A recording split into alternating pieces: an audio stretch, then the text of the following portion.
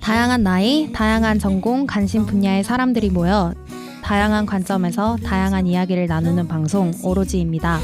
여러분, 오늘도 저희와 함께 슬기로운 지식 한잔 하실래요? 제12회 여행의 이유 지금 시작합니다. 안녕하세요. 저는 여행과 마케팅에 관심이 많은 젠젠입니다. 저는 문학에 관심이 많은 제이미입니다. 성평등에 관심이 많은 난나입니다. 국제정치에 관심이 많은 마크입니다. 다들 한 주간 어떻게 지내셨나요? 저 저번 주에 진짜 저번 주는 일만 했던 것 같아요. 뭐 안 하고 따로 어디 안 놀러 가고 쭉 일만 했던 것 같아서 쭉 일만 했습니다. 끝이에요, 진짜. 처음부터 끝까지 일만 어떤 했다고. 일 하셨어요? 그냥 지금 프리랜서로의 삶을 준비 중이어서 여러 가지 지금 하고 있는데 이 방송 뭐 편집이나 제가 또 다른 방송을 시작했어요. 홍보하세요. A로그라고 오디오 블로그인데 행복을 찾아서라는 제 일상 블로그를 열었습니다. 팟빵에서 검색하시면 나오고요. 저의 일상을 낱낱이 아실 수 있을 거예요. 저와 함께 행복을 찾아 여행 한번 떠나보실래요? 그게 마무리 인사인가요? 까먹었어요. 인트로예요? 인트로 맞아. 인트로예요. 일상을 이렇게 팟캐스트로 나눈다는 것 자체도 되게 기발한 것 같아요. 그쵸. 되게 흥미롭죠. 저도 그래서 와, 이거는 블루오션이다 해서 바로 들어갔습니다. 기대가 되네요. 저는 저번 주말에 제가 대학 다녔을 때 했던 학회 모임 사람들하고 같이 신년회도 하고 그 신년회 하고 나서 또 바로 또 전주에서 모임이 있었어요. 그래서 전주에 내려가서 신나게 먹고 마시고 놀고 했습니다. 그 서울역 근처에서 에어비앤비 빌려서 거기서 이제 1박하고 놀고 바로 거의 밤을 샜어요. 한 4시까지 깨 있어가지고 같이 얘기하다 보니까 시간이 금방 가가지고 그리고 이제 바로 서울역에서 전주역으로 내려가서 또 신나게 놀았습니다. 근데 이번 딱 제가 전주 내려갔을 때 갑자기 도착했을 때는 좀 더웠거든요. 네. 그래서 벌써 봄인가 했는데 갑자기 좀 추워지는데 눈이 오기 시작하는 거예요. 맞아요. 그래서 정말 날씨 이게 무슨 일이지? 그래서 눈 오는 전주까지 보고 오늘이 왔습니다. 월요일인데 어제 오늘 진짜 미치지 않았어요, 날씨가. 너무 추워요. 갑자기 눈이 오고 그래서 진짜 이게 무슨 일인가 싶더라고요. 진짜 간만에 보는 눈이었던 것 같아요. 다들 눈 좋아하세요? 보는 것만 좋아하고 나가진 않았어요. 저도 딱 이 정도, 뭐 2, 3일 정도 이렇게 맞아요. 딱 오고 이제 많이 얼지 않았잖아요. 사실 얼지 않는 게 제일 좋은 것 같아요. 얼면 이제 그때부터 좀 힘든 일들이 맞아요, 생기기 맞아요. 시작해서. 어릴 때는 너무 좋았죠. 맨날 눈사람 만들고 눈싸움 하고. 근데 이제 크니까 뭔가 동심이 우리가 파괴가 된 건지 그냥 보기만 좋고 그냥 그렇네요. 어른이 되어서 아유. 책임질 것들이 생기다 보니. 아이고. 저는 오히려 어렸을 때 싫었는데 크면서 좋아졌는데 진짜요? 왜요? 네. 왜요? 어렸을 때는 항상 생각했어요. 저걸 왜 좋아하지? 좀 불편한데 사람들이 도대체 왜 좋아할까? 왜예요? 낭만의 네. 뭔가 상징이신데. 이런 거를 어렸을 때 생각했는데 커가면서 좀 아름답더라고요. 네. 그러면 제이미님은 어떻게 지내셨나요? 저도 마크님처럼 되게 별거 안 했는데 그냥 시험 준비하는 거 있어서 그거 공부하다가 간간히 이제 축구 경기 있으면은 그거 보는 낙으로 일주일을 보낸 것 같아요. 그리고 이번 주부터 챔피언스리그 16강 1차전이 시작을 하거든요. 그래서 이번 주를 바라보며 살았다고 할까요? 네, 그렇게 보냈어요. 저는 되게 술을 많이 마셨어요. 아까 딱 왔는데 마크님이 저보고 다음 주 취미 뭐 하실 거냐고 술 하세요 이렇게 말씀하실 정도로 제가 인스타에도 많이 올렸긴 하지만 술을 되게 많이 마셨고 뭔가 이번 주는 약간 그런 느낌이 있었어요. 저는 원래 휴학을 했었고 이번에도 방학이기 때문에 사실 뭐 시간이 더 많이 생겼다 이런 게 아닌데 그냥 내면적으로 좀 바쁘지 않아요. 그러니까 지금 해야 할 일을 아직 다이어리에 막 쓰지 않았고 그러다 보니까 뭔가 좀 여유가 생긴 것 같아서 학기 시작하기 전까지는 조금 더 놀자, 약간 스스로 좀 놔주자 하는 그런 생각에 술을 많이 펑펑 마시고 다녔던 것 같습니다. 맞아요. 오늘 저희가 빈자리가 2개나 있어요. 오늘 나폴스님이랑 노이마님이 개인적인 사정 때문에 불참하시게 되었습니다. 그래서 오늘은 마크님이 청일점이세요. 저 혼자 남자예요. 꽃이네요. 오로지의 꽃. 알겠습니다. 노이마님 같은 경우에는 2주 연속 불참했는데 노이마님이 지금 새로운 변화를 지금 맞이하려고 직장을 옮기신다고 하더라고요. 그래가지고 이제 지금 바쁜 시기인데 나중에 되면은 노이마님 자주 보실 수 있으실 거예요. 저희는 공통 주제였던 관심 다음으로 개인별로 책을 소개하고 있습니다. 이제까지 사피엔스, 선량한 차별주의자, 위대한 개츠비, 에이트, 팩트풀니스를 다뤘습니다. 오늘 저는 책의 마지막 순서로 김영하 작가의 여행의 이유에 대해서 같이 이야기를 해볼까 합니다. 제가 이 책을 선정하게 된 이유에 대해서 말씀을 해드릴게요. 제가 작년에 중남미 여행을 가게 됐어요. 근데 그 여행을 시작한 이유가 정말 단순했어요. 미국에서 1년간 일을 하고 한국을 들어가려고 보니까 학기가 시작하기까지 시간이 되게 애매하게 남은 거예요. 그래서 뭘 하지? 하다가 구글맵을 봤더니 뉴욕이랑 중미가 꽤 가깝더라고요. 그래서 중미 한번 들려서 가자 했는데 중미를 갔더니 남미가 또 가깝더라고요. 그렇게 2개월을 여행을 하게 됐어요. 사실 그 나라가 어디에 있는지도 몰랐고 뭐가 유명한지조차 몰랐어요. 여행지에 대한 환상이나 기대 하나 없이 그냥 시간 때우기 용으로 혼자서 갔던 남미 여행은 그렇게 호락호락하지 않았어요. 일단 남미 지역이 고산 지역이다 보니까 고산병이라고 혹시 아세요? 고산병이 저는 되게 심했어요. 그래서 막 온몸이 붓고 숨도 잘 못 쉬고 막 그렇게 되게 힘들었었단 말이에요. 그리고 지역 간의 이동이 막 10시간 동안 버스를 타고 이동을 해야 되잖아요. 남미 지역은. 그래서 그런 것도 너무 힘들었어요. 그리고 제가 혼자 여행을 하다 보니까 사색할 시간이 굉장히 많아져가지고 내가 이 고생을 하면서까지 왜 여행을 할까? 그런 생각들을 굉장히 많이 했던 것 같아요. 그래서 이제 여행을 하고 다시 한국을 오니까 친구들과 얘기를 할 때 항상 주제는 여행 이야기였어요. 무슨 여행을 했어? 뭐 어디를 가봤고 어디가 좋았어? 근데 사실 우리가 여행 자체에 대해서는 이야기를 해볼 그런 기회가 많이 없었던 것 같더라고요. 근데 제가 남미 여행에서 굉장히 계속 생각을 했던 거는 여행 자체에 대한 그런 본질적인 질문이었거든요. 그래서 저희 멤버들과 여행에 대해서 한번 깊게 철학적으로 얘기를 나눠보면 어떨까 싶어서 김영하 작가의 여행의 이유를 고르게 되었습니다. 이번 에피소드는 여행의 이유에 나와 있는 챕터별로 각 주제가 달라요. 그래서 챕터를 하나하나 짚어보면서 이야기를 나눠보도록 하겠습니다.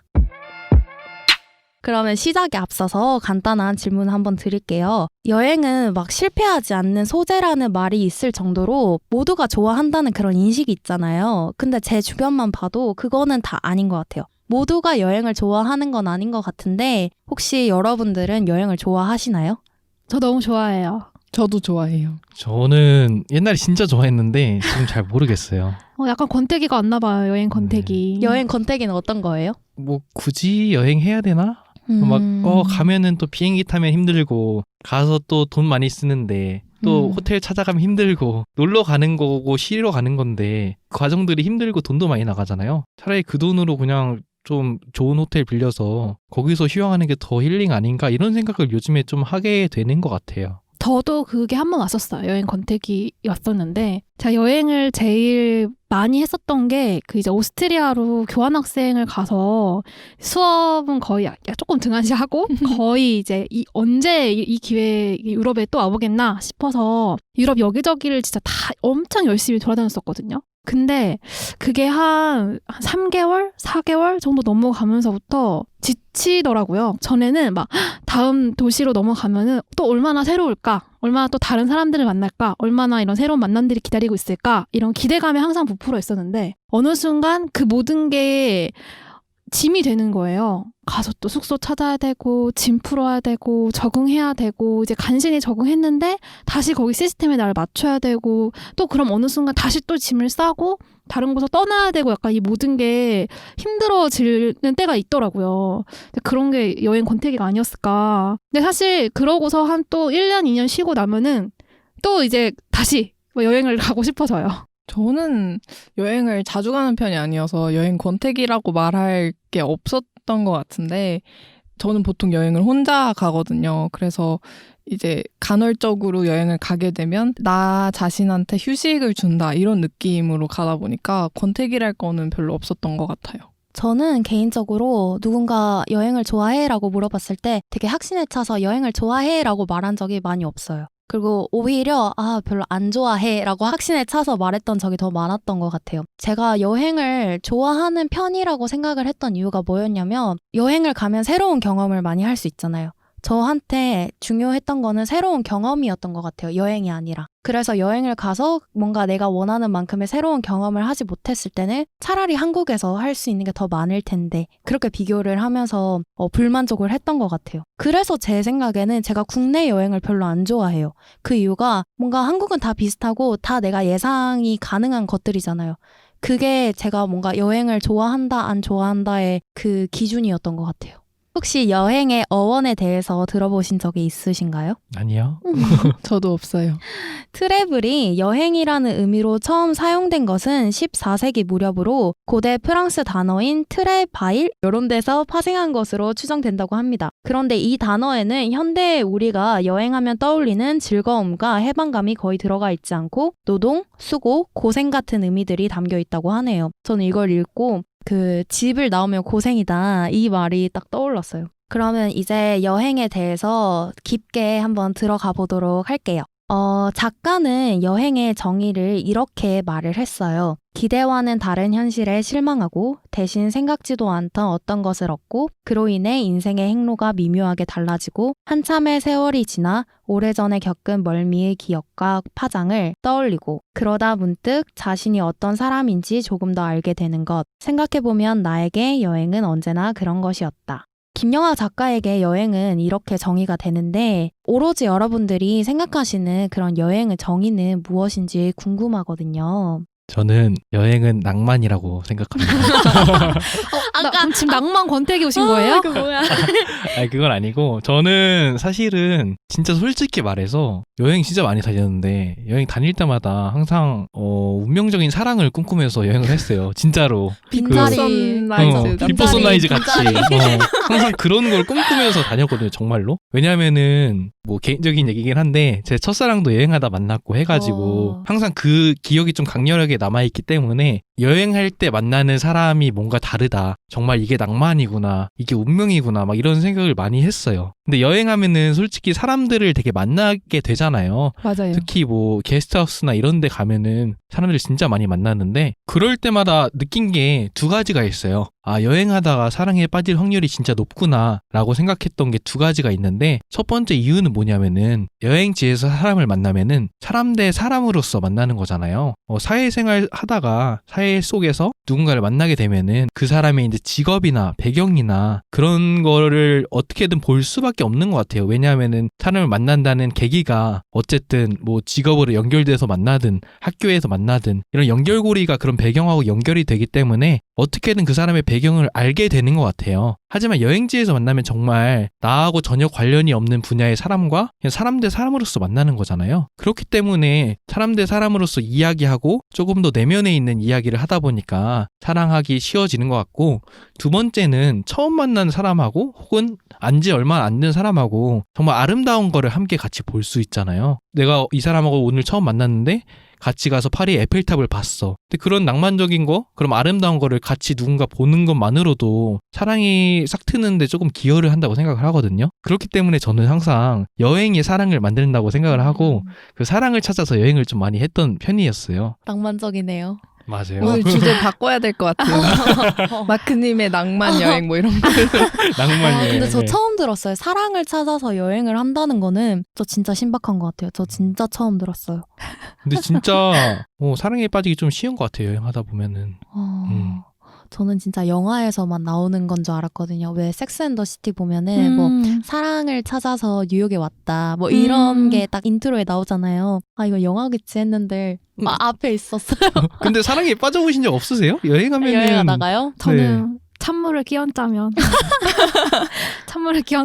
제가 유럽을 여행하다가 그 프랑스 남부, 스페인 남부를 갔는데 스페인 남부 쪽 가면은 아프리카랑 굉장히 가까워져요. 배를 타고 한두 시간이면 바로 이제 모로코에 갈 수 있거든요. 그래서 그때 멋모르고 모로코 하나도 안 알아보고 유럽 조금 질리는데 한번 문화를 좀 바꿔볼까? 그래서 모로코로 그냥 배 타고 슝 와버렸어요. 근데 이제 모로코가 여러 가지 평이 있고 저한테는 솔직히 개인적으로 좋은 기억들로 이제 기억만 하고 있지만 혼자 다니는 여성 특히 이제 아시아 여성한테는 굉장히 뭐라고 해야 될까? 위험하죠. 시선이 가요. 네, 시선이 가고 눈에 띄는 곳이에요. 그런 곳인데 저는 이제 그때 딱 모로코 도착했을 때 저희 목표는 딱 하나였어요. 나는 사막에 가고 싶다. 사막의 별을 보고 싶다. 저한테 이제 약간 그런 로망 그리고 꼭 여행 가고 싶은 장소 중에 하나가 사막이었거든요. 그래서 사막에 가려고 막 열심히 사막에 도착을 했어요. 근데 이제 거기 숙소를 왜 머물고 거기 이제 가이드가 도와주거든요. 왜냐면 사막은 또 가이드 없이 가면은 정말 위험한 곳이기 때문에 가이드랑 가서 밤하늘에 별 보고 놀고 이런 거가 너무 좋았거든요. 그래서 이제 밤이 되고 그때 이제 여름이었기 때문에 밤도 하나도 안 추웠거든요. 그래서 오히려 밤새도록 별을 보는 시간이었는데 옆에 가이드가 이렇게 오더니 그런 약간 낭만적인 얘기를 하는 거예요. 막 뭐 이런 여행의 이런 만남. 너가 나랑 지구 반대편에 왔는데 이렇게 사막 한가운데 만나서 별을 보니까 너무 이게 막 뜻깊다. 그래서 저는 혼자 있고 싶었어요. 나는 진짜 그 고독을 너무 혼자 누리고 나랑 되게 생각을 하고 싶었는데 옆에서 자꾸 그런 약간 어디서 주워들은 한국어들 막 내 얘기를 하면서 막 미닝풀 막 만남 막 이러면서 막 이런 소중한 기회를 놓치지 말라고 막 하는 거예요. 그 사람이 별로였던 거 아니에요? 그냥 저는 그게 싫었어요. 그냥 자체로. 그냥 뭐 생긴 거는 솔직히 그냥 장난도 잘 많이 치고 잘생기고 그런 애였는데 그거랑 별개로 그냥 그 시간을 오로지 나 혼자 보내고 싶었는데 내가 그렇게 꿈꾸던 사막에 와서 옆에 와서 막 이 모든 순간을 약간 너랑 만나기 위해서 내가 사막에 온 게 아니잖아요. 사막에 오고 싶었던 저만의 이유가 있었는데 그냥 뭐 자꾸 와서 막 운명 막 이렇게 얘기를 하니까 제발 나는 혼자 있고 싶다. 화가 나신 것 같은데. 몇 번 얘기했어요. 나 혼자 있고 싶다. 혼자 있게 해달라. 나는 정말 완전 100% 혼자 있고 싶다. 겨우 그 친구 보내고 혼자 또 하염없이 사막 보고. 근데 또 그 뒤 언덕에서 자꾸 날 보는 시선이 느껴져. 그래서 너무 그런 기억이 남네요. 마크님 어떻게 생각하세요? 근데 그거는 그 낭만의 문제라기보다는 그 사람이 이상한 것 같은데 보통 그렇죠, 그 눈치를 맞아요. 보고 이 맞아요, 사람이 혼자 맞아요. 있고 싶으면 혼자 있고 있게끔 놔두고 그렇게 조금 접근을 해야 되는데 이 사람은 그냥 제가 보기에는 사람이 좀 문제였지 않을까. 그렇죠. 혹은 그냥 진짜 동양 여자를 쉽게 보고 계속 그런 말들을 던진 게 그것도 아닐까. 맞아요. 염두에 있었어요. 아마 그런 게 느껴졌을 거예요. 이 맞아요. 사람이 진심인지 아닌지가 사람하고 얘기하면 느껴지는데 아마 진심이 아니게 느껴져서 오히려 더 거부감이 들었던 게 아닌가라고 그런 거 생각합니다. 알기 너무 어렵죠. 솔직한 입장에서는 얘는 가이드 도대체 몇 명을 해봤는데 다 그랬나? 약간 그런 생각도 그쵸. 그랬을 수도 수도 있어요. 맞아. 그래서 더 막 I want to be alone, please, let me be 이러고 그랬던 기억이 나네요. 근데 그럼에도 불구하고 저한테 여행은 만남인 것 같아요. 여행을 다니면서 물론 이제 모든 사람들과의 만남이 항상 어떤 의미 있고 기억에 남고 뭐 즐거운 기억으로만 남는 건 아니지만 그럼에도 불구하고 저랑 전혀 다른 문화권 그리고 나라 또는 다른 경험을 살았던 사람들과 만나면서 그들과 어떤 호의를 나누었을 때 그리고 이들도 그냥 나랑 같은 사람이구나 라는 걸 느꼈을 때가 가장 이것 때문에 여행을 오는구나 싶은 생각이 들어서 저한테 여행은 물론 사람과의 만남이기도 하지만 사실 그 장소와의 만남이기도 하고 그 시간과의 만남이기도 하고 여러 의미에서의 어떤 만남인 것 같아요. 저 같은 경우에는 여행은 휴식이거든요. 아까도 말씀을 드렸지만 제가 평소에는 스케줄을 엄청 빡빡하게 관리를 하는 편이에요. 그래서 뭐 저는 아직 대학교 밖을 벗어난 적이 없으니까 시험 기간이 되면 할 게 너무 많아서 그 칸이 모자라서 포스트잇에다가 할 거를 막 적을 정도로 되게 빡빡하게 관리를 하는 편인데 그래서 이제 종강을 하고 여행을 떠날 때는 정말 딱 숙소랑 비행기만 예약해놓고 아무 일정을 안 짜요. 그냥 당일날 오늘은 어디 가지? 이렇게 생각하다가 그냥 훌쩍 다녀오고 근데 또 가서 힘들면 일찍 숙소로 돌아오기도 하고 그래서 저는 그런 여유가 저한테는 되게 소중해서 여행은 휴식 개념이 더 큰 것 같아요. 제가 대학교 2학년 때 제 셀프 생일 선물로 일본을 혼자 다녀온 적이 있었거든요. 그때 정말 행복했어요. 제 스스로한테 선물을 줄 수 있다는 거에 너무 행복했고 가서 이제 혼자 돌아다닐 수 있다는 거에 너무 행복했고 저는 이게 참 많은 고민을 했던 문제였어요, 사실. 여행은 참 그 시기별로 다르고 또 누구랑 가냐에 따라 달랐던 것 같아요. 저는 보통 여행을 혼자 다니긴 하는데 다른 친구나 가족이랑 간다고 하면은 사실 그 여행지가 상관이 없어요. 그냥 그 사람과 추억을 쌓는 게 그냥 여행의 의미였던 것 같고요. 혼자 여행을 갈 때는 약간 인생의 프리뷰라고 할까요? 인생 모아보기? 인생 빨리 보기? 이런 느낌이었어요. 나이가 들수록 사람은 배우잖아요. 근데 이게 그냥 배워지는 게 아니라 많은 경험을 통해서 배운다고 생각을 해요. 근데 여행을 하다 보면 우리 100세 인생에서 천천히 배울 것들을 단 하루 만에 단 10분 만에 또 배울 수 있잖아요. 왜냐면 여행을 가면 정말 다이나믹한 일들이 많이 벌어지잖아요. 비행기를 놓쳐보기도 하고 하루에 동행들을 10명 가까이 만나볼 수도 있잖아요. 근데 그런 일들이 인생에서 아주 장기적으로 찬찬히 이뤄질 것들을 한 번에 쏙 모아본다는 그런 의미에서 정말 많이 배울 수 있겠구나, 정말 빨리 경험해볼 수 있겠구나,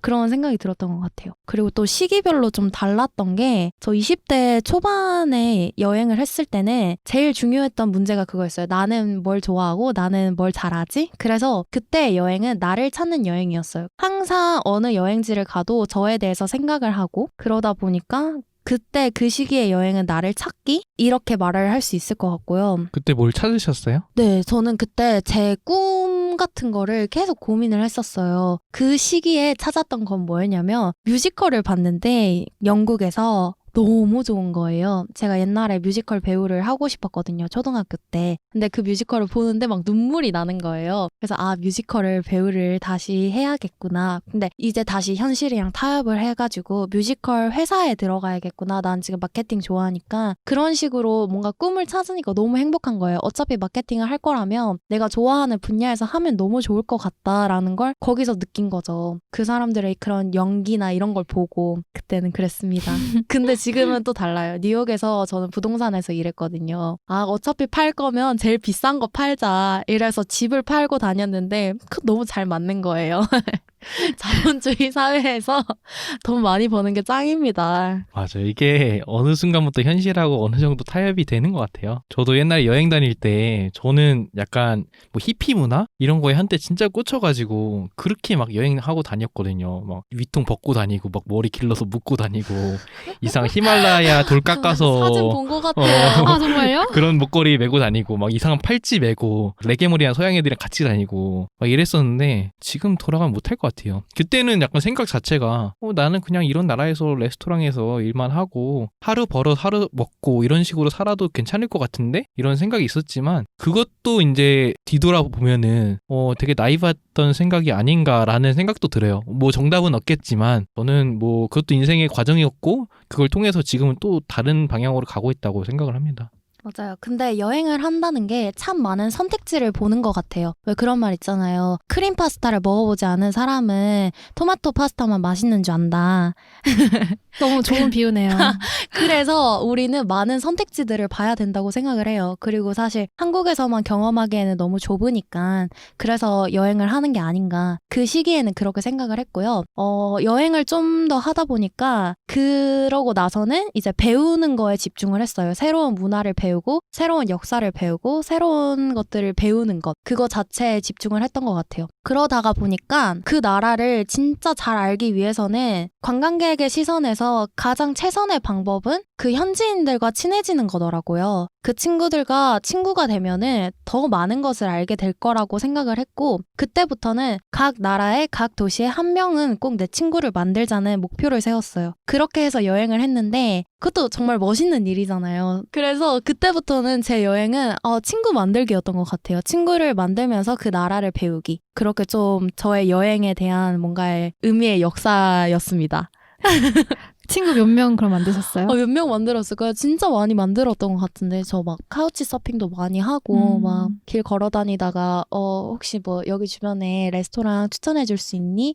해서 걔가 추천해 주면 혹시 시간 되면 나랑 같이 갈래? 이렇게 해서 밥을 먹었던 적도 있었고 그런 식으로 놀았던 것 같아요. 근데 그런 게 진짜 오래 남는 것 같아요. 어떤 미슐랭 스타 레스토랑 갔던 어떤 그런 기억들보다 약간 간판도 좀 약간 허름하고 정말 동네 사람만 갈 것 같은 그런 이제 나라의 식당에 들어가서 그 사람도 외국어 영어 한마디도 못하고 나랑 의사소통도 안 되는데 그분이 그냥 이런저런 추천하는 메뉴로 이제 밥 먹었던 그런 기억이 저도 되게 오래 남거든요. 맞아요. 왜 한국인들이 여행을 가면은 다 똑같은 코스에 다 똑같은 레스토랑을 가잖아요. 어딜 가나 한국인을 만나고. 그쵸. 우리 맨날 네이버에 치고 이러다 보니까 근데 저는 거기에 약간 질린 거예요. 옛날에 저도 그런 여행을 했었고 근데 이제는 굳이 그렇게 안 해도 안 하는 게 더 행복하겠다 그런 생각이 드니까 굳이 네이버 안 찾고 그냥 구글 맵을 보면서 따라간다던가 아니면 현지인들한테 묻는다던가 그런 식으로 좀 여행을 바꿨던 것 같아요. 저도 구글맵이 활성화 안 됐을 때 유럽 여행했었거든요. 근데 제가 되게 길치인데 구글맵도 안 되고 지도는 가져가도 봐도 모르겠고 하니까 그냥 다 포기했어요. 어디 파리를 가도 뭐 이렇게 꼭 가야 되는데 엄청 많잖아요. 특히 프랑스 파리 같은 경우는. 근데 그 모든 걸 그냥 포기하고 눈에 보이는 대로 저기 골목 멋있어 보인다. 저기 한번 돌아볼까? 하고 돌아다니고 그랬던 경험이 있는데 그랬을 때 파리는 아니고 미넨이었는데 그 미넨에 한 정원이 있었어요. 공원 같은데. 저 다시 찾으라고 해도 못 찾아요. 왜냐면 길 잃다가 도착한 데라서. 근데 그때 이렇게 돔이 이렇게 하나 있었고 그 안에 음악을 그냥 틀어놔요. 카세트 테이프로. 그러면은 지나가는 사람들이 약간 둘씩 짝을 지어서 남녀 상관없이 춤을 추기 시작하는 거예요. 그래서 그 장면을 하염없이 보고 있었던 기억이 저도 되게 오래 남아있어요. 그래서 언젠간 다시 한번 여기 와보고 싶다라는 생각이 들었는데 못 다시 찾을 수 있죠. 가는. 그쵸, 못 찾을 수 있죠. 미넨 바닥을 이잡듯이 지고 다녀도 모를 수도 있죠. 근데 그 기억이 되게 오래 남네요.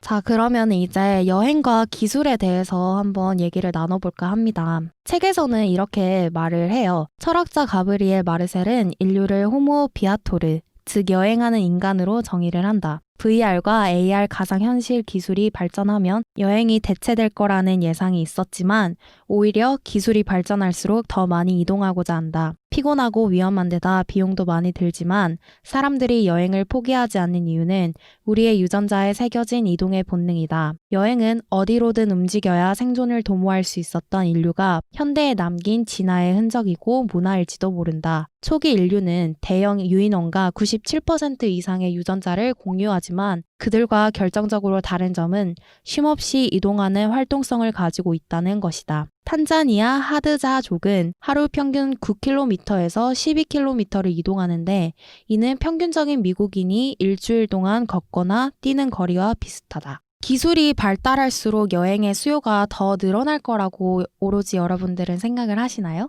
저는 반대예요. 왜냐면은 제가 생각하기에는 사람을 발전하면 할수록 외부적인 것보다는 내부적인 거에 더 관심을 가진다고 저는 생각을 하거든요. 그 예로서 한 과학자가 이렇게 말했어요. 그 과학자에게 어떤 사람이 질문을 했는데 전 우주가 다양한 행성들로 이루어져 있으면은 지구보다 훨씬 더 발전한 행성도 있을 텐데 그 행성의 사람들은 왜 지구를 찾아오지 않았나요? 라는 질문을 했는데 그때 그 과학자가 대답한 게 그거는 그 행성이 너무 고도 발전해서 이제 외부보다는 내부에 집중을 하기 때문이에요. 근데 이런 게 또 정치하고 연결되면 어떻게 연결이 되냐면은 지금 미국에서 고립주의 표방하고 있잖아요. 트럼프가 지금 우리 세계 경찰 더 이상 안 한다. 우리가 왜 해야 되냐?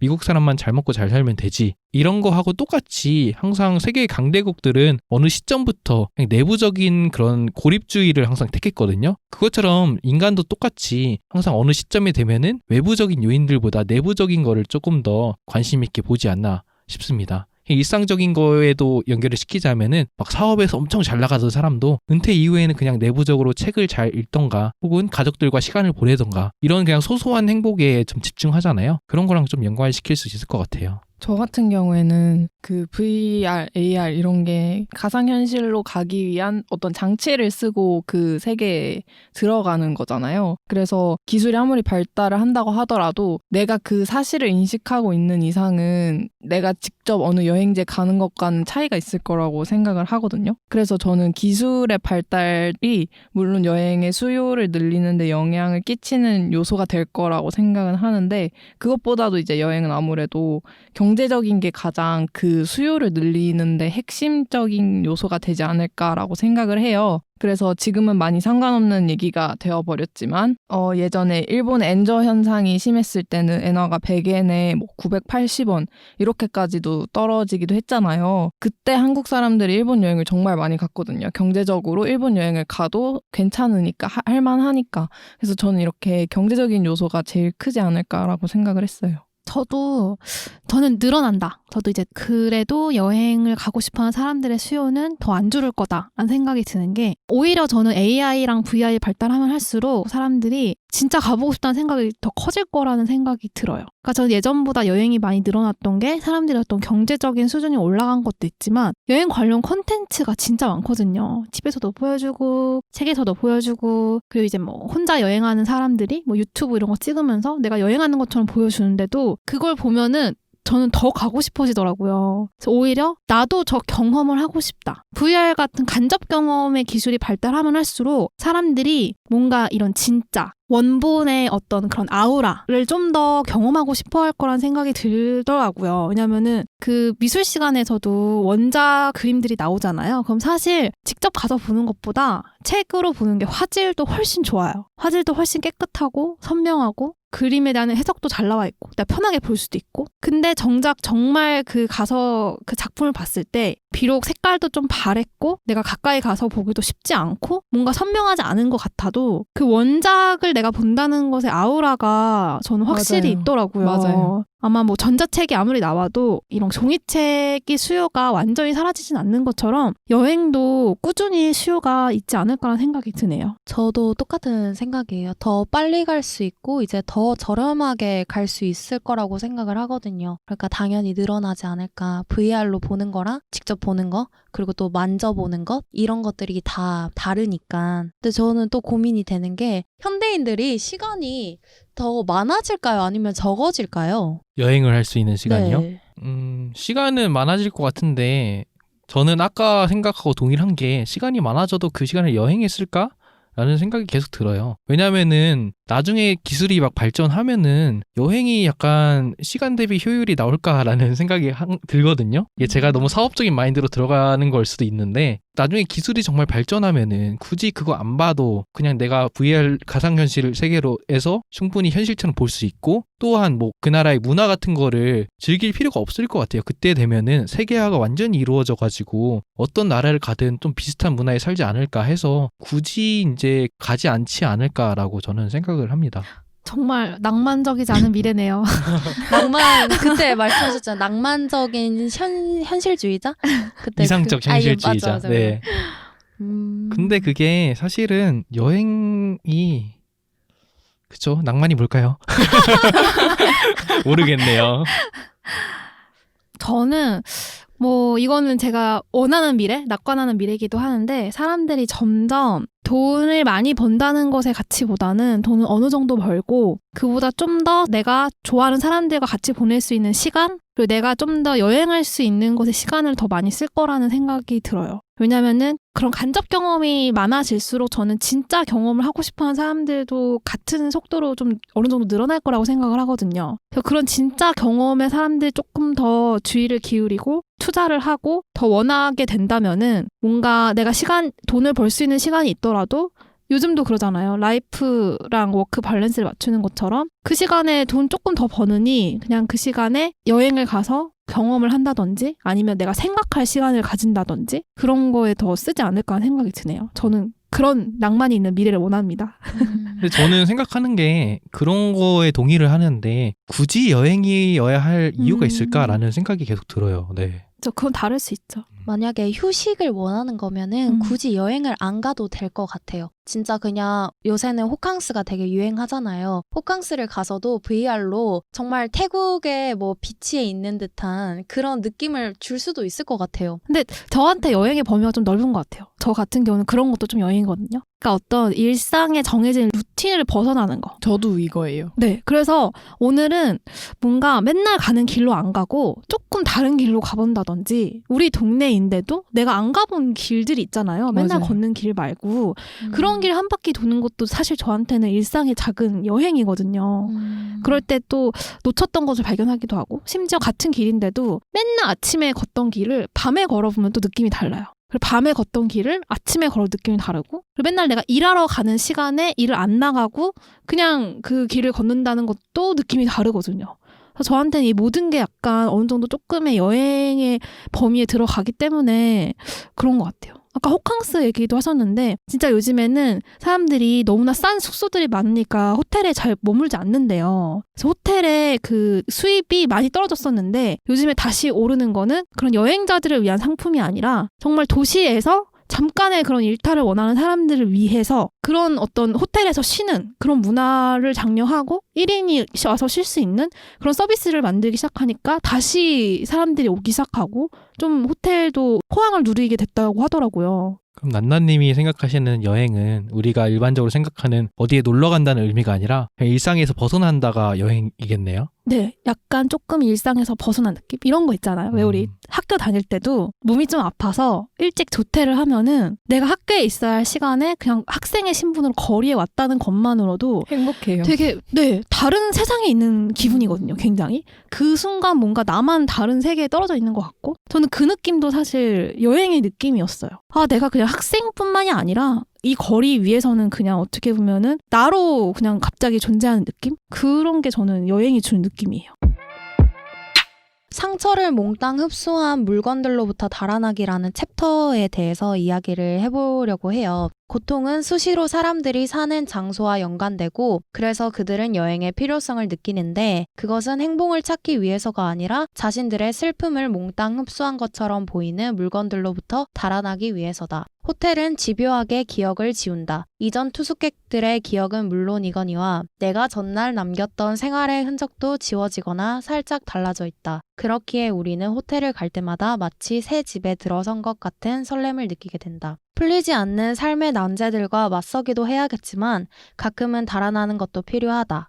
아까 난나님이 하셨던 말이 약간 일상에서의 탈출의 느낌이었잖아요, 여행을. 그래서 저는 이 부분이 그거랑 약간 연관이 된다고 생각을 했어요. 작가는 여행을 도피의 수단, 어떻게 보면 일상에서의 탈출이라고 표현을 하고 있는데 오로지 여러분들은 여행이 도피의 수단이 될 수 있다고 생각을 하시는지 혹은 또 이런 경험이 있으신지. 아, 저는 또 냉소적으로 보고 싶은데 이게 그 사피엔스 책에도 나오거든요. 낭만주의의 폐해라고 해요. 계속해서 여행사에서 마케팅도 이렇게 하고 자꾸 미디어에서 이런 거를 조장한다고 생각하거든요. 예를 들어서 여행하면은 당신은 행복할 거예요. 뭐 일상에서 지쳤죠? 여행에서 스트레스 해소하세요. 이런 것들을 자꾸 미디어에서 보여주고 그런 여행사에서 마케팅을 그런 식으로 자꾸 장려를 하니까 사람들이 아, 나 힘들다. 여행 가야지. 그런 공식이 형성이 되는데 사실은 따지고 보면 여행 가서 스트레스 받을 때도 더 많아요. 근데 그거를 이제 나중에 돌이켜 봐가지고 그게 미화돼가지고 아, 그때는 힘들었지만 좋은 추억이었어. 이렇게 되는 게 아닐까라고 생각을 하거든요. 그래서 도피의 수단이라고 한다는 것도 결국에 마케팅의 일환이 되어서 우리가 알게 모르게 그런 마케팅에 노출이 되니까 아, 힘드니까 여행하세요가 확립이 돼서 아, 내가 힘드니까 도피하려면 여행을 해야지가 되는 것 같아요. 아, 저 진짜 이 말에 동의를 하는 게 제가 남미 여행에서 아, 내가 왜 여기서 이렇게 고생을 하고 있지? 나는 여행을 하고 있는데 이게 바로 인지 부조화였던 것 같아요. 여행은 뭔가 행복해야 한다는 그런 공식 때문에 여행을 온 내가 행복하지 않은 거는 뭔가 잘못된 일이고 그렇다면 나는 왜 여기 있는 것인가? 이런 거에 대한 뭔가의 그런 혼란이 가득했었던 것 같아요. 저도 남미 여행할 때 힘들어요. 내가 지금 이 돈 주고 내가 여기서 왜 이 고생하지? 막 이런 생각 진짜 많이 했어요. 시간과 돈을 주고 와가지고 고생을 샀다.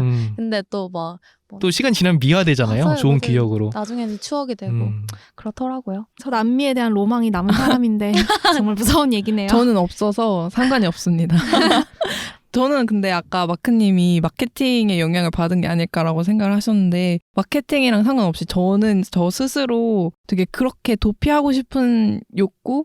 이런 충동이 들 때가 되게 자주 있었거든요. 근데 그럼에도 도피성 여행을 떠나지 못한 이유는 그럴 때마다 감히 네가? 이런 생각이 드는 거예요.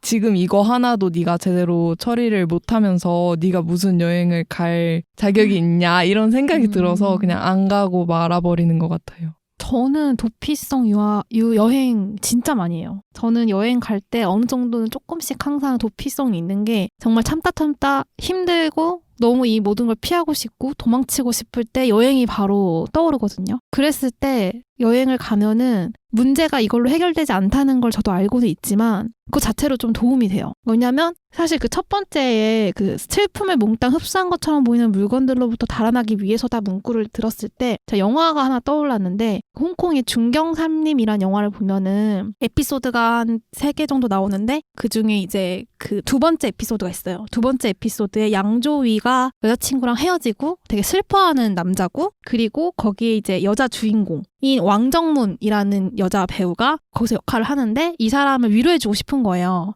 근데 거기서 양조위가 자기 방 안에서 너무 그 여자친구와의 추억들이 많아요. 그러니까 그 모든 물건들이 울고 있는 것처럼 보이는 거예요. 그래서 양조위가 걸으면서 인형 너무 그렇게 울지 마. 자기가 너무 울고 싶고 슬프니까 자기 주변의 모든 게 너무 슬퍼 보이는 거예요.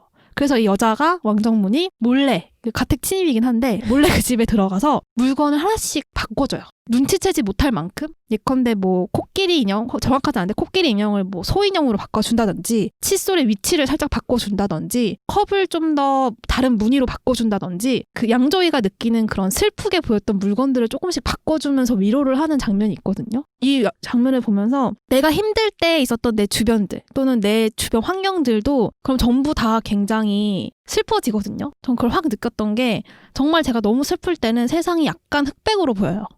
색깔들이 잘 안 보이고 비비드한 컬러도 눈에 잘 안 들어오고 그랬을 때 그 장소를 떠나서 나를 하나도 슬프게 한 적이 없는 나랑 어떤 연관도 없었던 그런 환경들 안에 나를 떨어뜨려 놓았을 때 저는 좀 회복이 되는 걸 느끼더라고요. 그러면서 그래 내가 이렇게 어떤 힘들고 슬프기만 한 사람이 아니었지. 나는 다른 환경에 가면은 일어날 수 있는 사람이고 거기서 또 기쁨과 즐거움을 느끼고 해결할 수 있는 사람이야 라는 힘을 얻고 돌아오니까 조금 풍경도 다르게 보이더라고요.